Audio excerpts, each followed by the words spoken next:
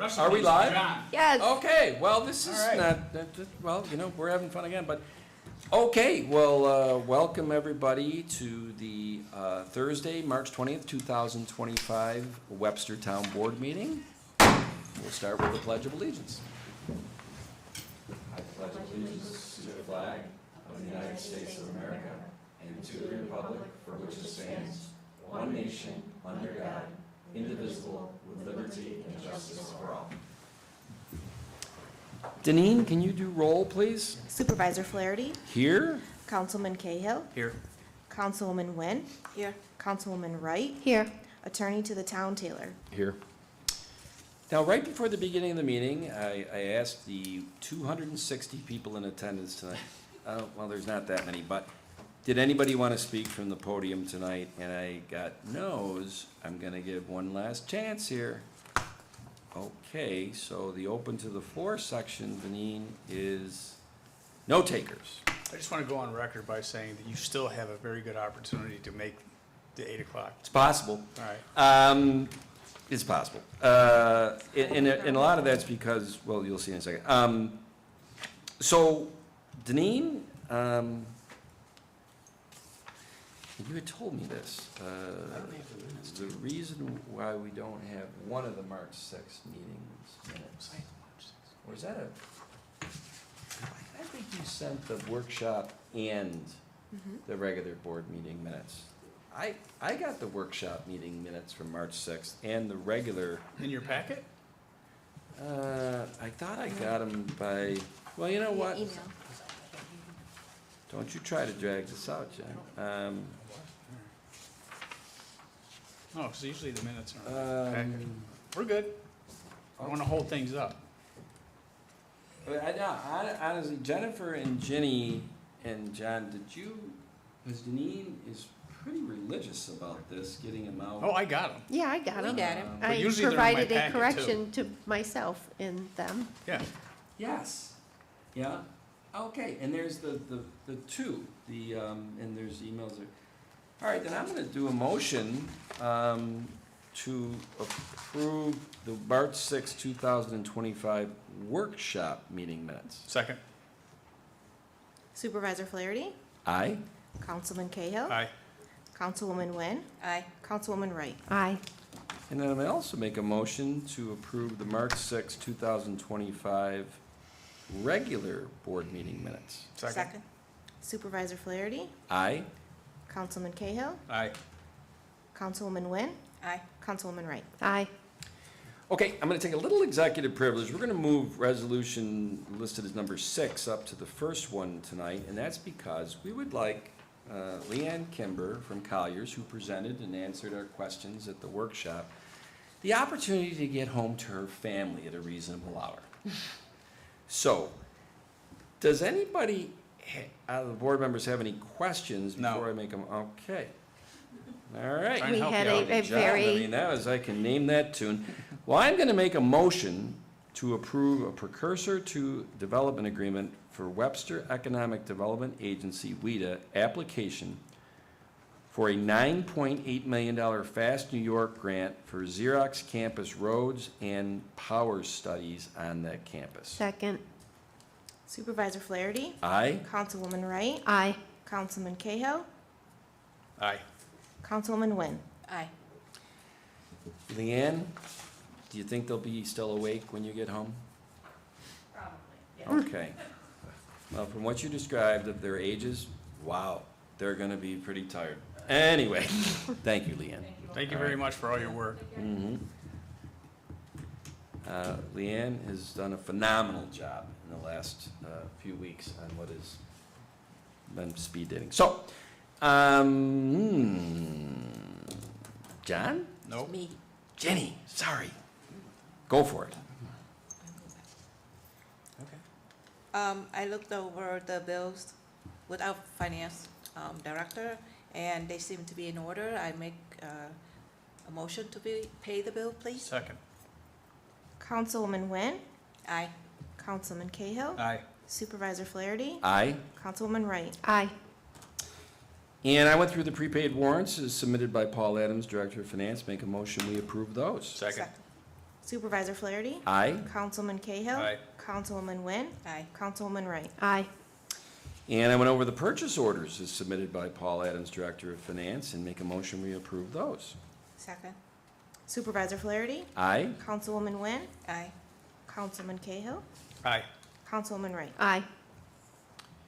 Paul, any comments on the next two of note? Yeah, there are two board resolutions. One is an amendment to the 2025 budget. We're actually expanding the budget to utilize ARPA funds within the assessing department, as we're paying for the first portion of our contract with KLW. We'll be doing the revaluation. Also, within the transfers, there's a transfer to add some money to the insurance line. Our insurance cost a bit more than we had budgeted, so we're taking some money from contingency there. Yeah, there's some money for some capital purchases for computers, and we're moving some money around to some new cash option benefit accounts. But other than that, it was just housekeeping. Gotcha. Paul's always. Quick good question about- for you, Paul. Go ahead. No, boy. What was the percentage increase in insurance from year over year? Yeah, our Just so that- insurance, our insurance went up, well, the percentage, I think, was the 12 to 15% range. Yeah. It was a large increase, Right. yeah. And they also changed the size of our deductibles, so it was Yeah. almost a double whammy. Yeah.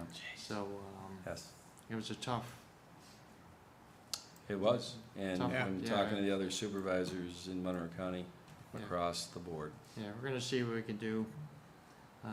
I know Tom and I have a note on our calendars to take a look at it in a couple of months.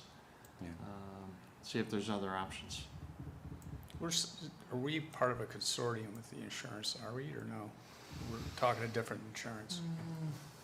I wouldn't say that, like permanent workers' comp is kind of, Oh, Yeah, this is okay. not Liability, workers' that's comp, just this is liability. just our You're talking general about, okay. liability. yeah. Gotcha. The Thanks. firm has been good, our experience rating is low, so the Yeah. premiums have stayed pretty steady. Okay.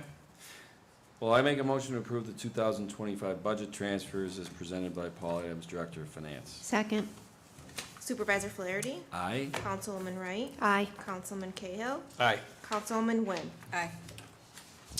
And I make a motion to approve the 2025 budget amendment as presented by Paul Adams, Director of Finance. Second. Supervisor Flaherty, Aye. Councilman Cahill, Aye. Councilwoman Wynn, Aye. Councilwoman Wright. Aye. Yeah, we got an okay on this. I'm gonna pinch hit for Patty at the sewer department. Kyle, I guess this is legit. If I make a motion to approve the, items for recycling from the sewer department as listed on this schedule, and there's about 20 of them. I will second that motion. Supervisor Flaherty, Aye? Councilman Cahill, Aye. Councilwoman Wynn, Aye. Councilwoman Wright. Aye. Does the crew wanna do a round table, or if we had a night with a lot of fun with the workshop and we're done? I am going to I like to, keep to my word. I like to do round table. All right, hold on a second. Hold on a second. I'm just speaking for myself. I'm not speaking for Jenny. I will agree with what you're requesting, but I'm speaking for myself, and I'm keeping my word, as I said before the meeting, that I will not be commenting on the roundtable. I am all set. We got 3 minutes now. That took 45 seconds, so that's, okay. Jenny, Okay, here you go. First of all, I would like to, like I said before, we should always look into grant to help support any town project to help minimize the cost for our taxpayers. And the grants are out there. We just need to take time to do research and to find the grants that fit the criteria for our town projects. Our community is growing with more people wanting to live in Webster, where life is worth living. Therefore, we should have the capacity to help to provide services that our constituents required. At this time, I would like to thank our veterans and all the men and women in uniforms, especially our troops overseas. May God watch over them. And I would like to thank the people that attended the meeting today and the one that watching at home. please come out to support our Webster Library and our Webster Museum. They exist because of you. Appreciate everything in life. God bless America, and have a good night, everyone. Thank you, Ginny. Paul? Sure. I've been working on the town's annual financial report, which is a required report that needs to be filed with New York State at the end of April every year. It's a very large report, about 150 pages. It's very extensive. So I have the first draft done. Everything's in. Just waiting to hear back from our CPA firm. Once they confirm the numbers, that will be ready to go. Great. Jennifer? I had an interesting conversation with my friend in the Coast Guard again last week. I called him back about the Arundecoit Bay Outlet Bridge, and I learned a couple of things. There are some opportunities for funding through the infrastructure bill, as well as a Transportation Enhancement Act, which I thought were very interesting. They need to be led by the county or the state, so I talked to David Malecki, and he engaged his legislators in that conversation. But it's something to think about with, it sounds like we're moving in the right direction with this, the Fast New York grant. However, if something falls through, you never know until it's a done deal. There could be some other grant sources for transportation improvement, which I thought was interesting, beyond the bridge, because they're very large funding sources. They are. You just have to, like I said, look to, into it. You They- gotta they have find a them, whole and you have to have 100 the meetings. right, it's not easy. You have to partner with the state, you gotta partner with the county. It's not that it can't be done, but there are some other opportunities out there, and I just thought it was a very interesting conversation. I learned a ton more, and I'm not trying to make this meeting go past 8 o'clock. Oh, he already won. He's But- already told me. So keep going, but- because now that, now we're gonna, yeah. There certainly are a lot of things to consider and requirements and beyond just the money for putting in the bridge, but I found it to be a very interesting and educational conversation. Sure, no, and look, I usually don't say anything at these roundtables, but I'm gonna tie into what Jennifer just said. Jennifer, if you don't have it, I will get it to you in the next 24 hours, the circa 2017 study and process that was done to look at different things of bridging it and/or, you have it?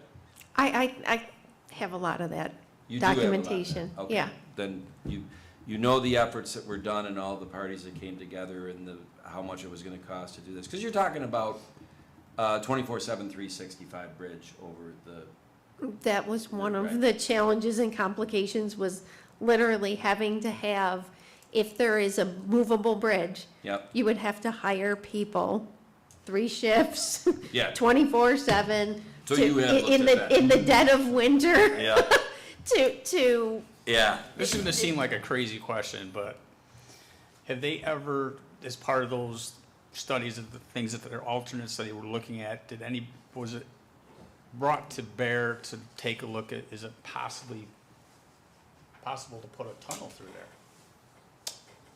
I did not see that in that 2017 Okay. study. There was 3 or 4 things for the bridge Mm-hmm.